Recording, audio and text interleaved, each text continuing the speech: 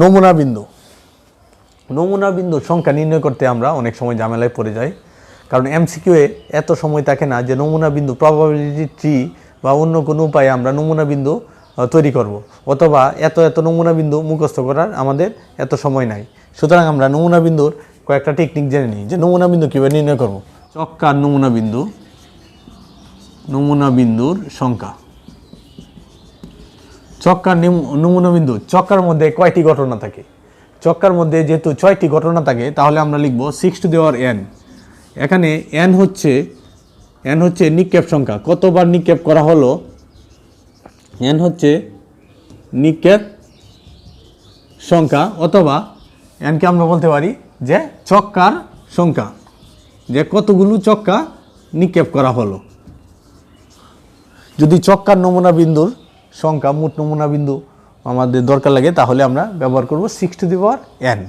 যেমন ধরো আমি মনে করলাম যে 3টি চক্কা নিক্ষেপ করা হলো, যেহেতু 3টি চক্কা নিক্ষেপ করা হলো, তাহলে নমুনা বিন্দু কত হবে?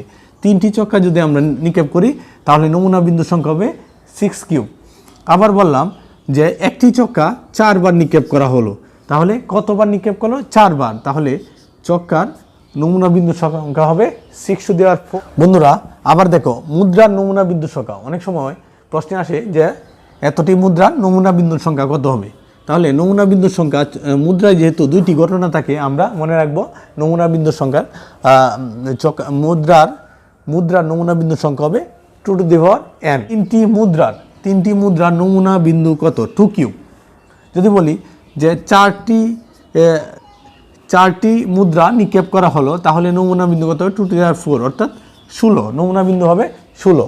এখন দেখো যদি বলা হয় চক্কা এবং